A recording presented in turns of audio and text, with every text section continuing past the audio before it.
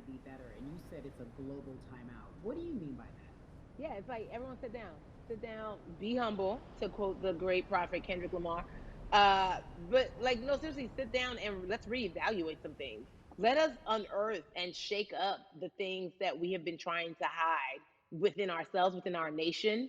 I think America is going through an unraveling right now, a much needed, a much necessary one. And I think all eyes on us, right? There is no, oh, I was on the subway for an hour, so I didn't miss that thing that happened. No, everybody was home. Everybody, was watching when George Floyd died, and everybody, no one could hide it. Everyone was watching when Amy Cooper called the cops. Like, this is a time where it's like, oh, we can't pretend it away.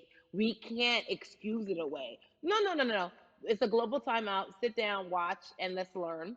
And globally, it's like, hey, we were going business as usual, but it ain't usual no more. Like that, Yeah. that's old. Anytime change occurs, it's very uncomfortable. And so right now we're sitting with we're getting we're getting comfortable with the uncomfortable. The minorities, we've been comfortable with being uncomfortable because that to me explains just the existence for whatever we want to do, how we break into our careers, how we live our lives, how we find ourselves one of the few or one of the first. And that's a lonely road. When you look at and when you talk about this global timeout, everybody had to pay attention to Amy Cooper, everyone had to pay attention to George Floyd. How is that helping us as a people, as a country during our global timeout? I think, well, one, we're not minorities, Carrie. You already know it. It's like these labels that they put on us. It's Yeah. like the same way of saying like black on black violence. Also, there's no white on white violence. It's branding, Yeah, right? It's great. all Yeah, branding. you're right. You're It's right. like white people kill white people every single day. So no, there is no black on black violence. And if you say black on black violence, well then let's brand white on white violence. Like I watch Mhm. Investigation Discovery. Ain't too many of us being featured. so, I just even like but to answer your question, what does that do? I think what everyone expected is what has happened in the past when the world was still open, right? In that, okay, you had everyone from Trayvon Martin to Castillo to Sandra Bland. You had all of these lives lost, and black people made some noise. We rioted, we got out in the streets, we started the Black Lives Matter movement, all of those things. And then white people kind of just like, oh, let's give them something.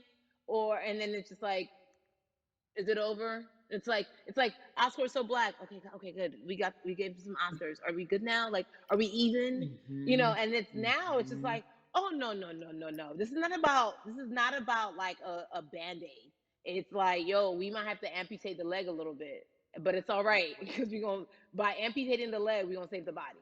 Yeah. And so I think that's what's happening now. Like America is realizing, like, oh, black people aren't just making a little bit of noise. Like the protests are still out. The conversations are still being had. The change is still being demanded. And I think they're seeing, oh, this is not going no way. And no, it's not because we need systematic change. What a beautiful way to explore what is happening and describe our country. We might have to amputate the leg, but that's to save the body. That's what's happening right now. That's beautiful, Yvonne. And to that end, I have to ask you this because the way that we do that, we use our voice. And our voice right now in this world, in this country, is our vote. And everyone talks about voting and how important it is, but I feel like more than ever we understand that it's not just about voting every 4 years for the man in office. It's about your local elections. It's about the mayor. It is about the district attorney, the people who have the power to bring charges against police if police brutality is an issue in your community. If you care about your school district, you can run for the school board. I ask this of you, right? Your parents are from Nigeria. You are Nigerian. You talk about that very lovingly. What does voting mean for you? I think voting is power. I remember, I became a naturalized citizen back in the '90s when because I was still a minor. My mom naturalized, and so we were able to do it under her. And just even that power of like we are American citizens and all the access that we have by being citizens. One of those accesses and those access to power being voting. It's a big deal. It's a big deal because not only are we do we have the opportunity to be in this country, but now we can be of the country. We can be of the systems. We can be of the rules. We can be of what it actually affords.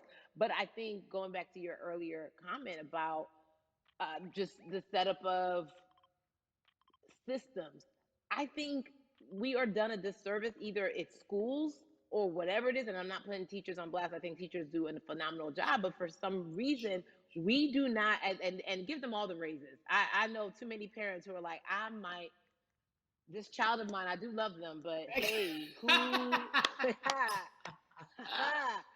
can I drop them off? And I do think that there is a disservice done because, again, when we talk about them, to your point, we talk about every 4 years. It's important to vote for the presidency. We don't realize, like, oh, snap, we actually can vote about like how much our libraries get. It's like small things like that, but they make a big difference. When you think of voter suppression in this country, what does it look like for you? It's the systems. When we talk about voter suppression, we also talk about systematic racism, right? It's all the systems that set up, and we've normalized.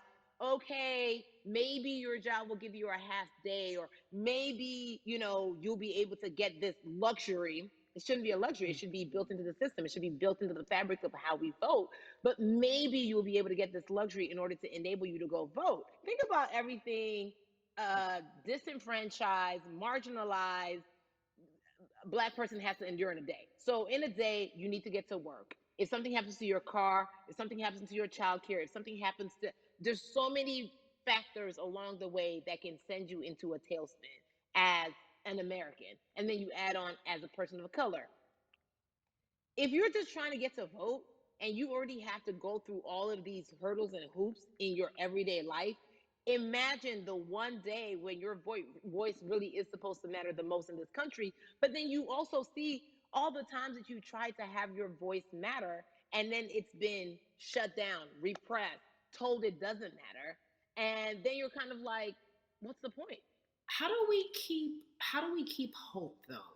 If I'm watching this right now, I want to I how do we as a people stay hopeful? How do we believe in the promise that these quote unquote forefathers have given us? Because have you met Black people? By default, like hope is infused in our DNA. Like you know what I'm saying? Like by default, like if we haven't been broken now through, be it through You're right. slavery, through Give it to me. Give capitalism, it to me. through Give it through to me. colonization, through Yeah, segregation, you're right. through Uh, I mean, uh, listen, uh, uh, black uh. the history of Black people in this country is at one point we were 3/5 the people. Mhm. That's it. At one, That was a written law. And look at us now. We are whole. We are Black girl yeah. magic. We are Black boy joy. We are, you know what I'm saying? Mhm. What I think about in terms of giving us hope, right? We're making a lot of people nervous right now, Carrie.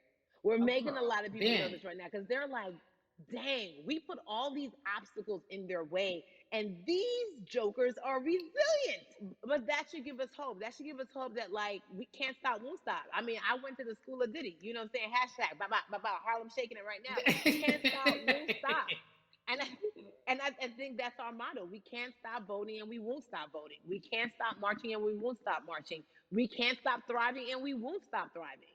To that end, because you led me directly there, I've been asking everyone who's appeared on this platform, what does activism look like? And I feel like back in the day, we had an idea. Yes, it is marching. Yes, it Yeah. is protesting. Yes, it is speaking out against things that we feel are not right or unjust. But talk to me about what activism looks like for Yvonne Orji. Listen, activism, I think the beauty of activism is that it has many faces, right? You're going to have the people on the front lines. Like, you know what? Martin Luther King marched, but there were a lot of women who were in the homes like, hey, BT Dubs, when they come back, this is how we support all the people who are marching on the front lines. And we're going to be here doing what we know to do best here. And you know what? Somebody needs to bail them out of jail so now we need to be in the community, getting money or whatever it is. So it's like everybody has a position to play. And so play your position like a shortstop, bruh. So whoever you are and whatever you do, play your position. So activism could look like, you know what? I'm not the one that's built to be on the front line, but you know what? My pockets go deep, so I'm gonna support the people on the front line. I'm a comedian. Black joy is a form of activism. There's always a call for entertainers or celebrities that have the platform to do something. Why aren't you speaking out? I'm not a believer in thinking that it's mandatory. Like you said, everyone can be an activist and be activated in different ways. But talk to me about the connection. Talk to me about the marginalization in your world and how you feel like it even inspires you to say more and use your platform to do more. Beneath the surface of what we do, like Niecy Nash says, it's the the who, right? The who is the person who's going to be like, hey, let me call this out. Either blind racism in terms overt racism, in terms of ways that we can be better, in terms of ways that we can actually be more uplifting to the community that we don't even you may not even realize that you're serving. Before I let you go, talk to me about the urgency, in your opinion, for people to vote, our people to get out and vote this coming election. Yeah, I mean, guys, guys, guys, if you think you're tired now, I'm telling you right now, we cannot take this sitting down. We can't take this jokingly. I understand that it may be hard to figure out who to vote for, but at the end of the day, we got to vote for our families. We got to vote for our legacies. We got to vote for continued progress. We have to vote for upward mobility. We have to vote for equality in a way that is long lasting. And if we succeeded before, we can do it again. You talk about the hope. This is the time. This is not the time to give up. This is not the time to pretend a way that we haven't made progress. We have. There's still much more to be done. And you know what? We might have to get to a point where we pass the baton to our children and our children's children, but we still have work to do now for that generation. Von Orgy, you are everything. You are Molly, but you are not Molly. But I love you so much as Molly on HBO's Insecure. You are an amazing podcaster, Jesus and Joloff. Shout out to Lovey. And then we also have movies. Like you, the world. You're a model, a cover model. Also, wait, don't let me forget your hugely successful stand-up comedy special on HBO. Girl, I mean, you doing it all, and I am so grateful. You're truly the dream, not just the American dream. You're the black girl, brown girl, do it all dream, the immigrant dream, everything. You're a beautiful, beautiful soul. I really, really mean that from the bottom of my heart. Yvonne Orgy, ladies and gentlemen, nothing but the best and excellence personified. Thank you so much, my friend. I love you so much, Mama. Mwah.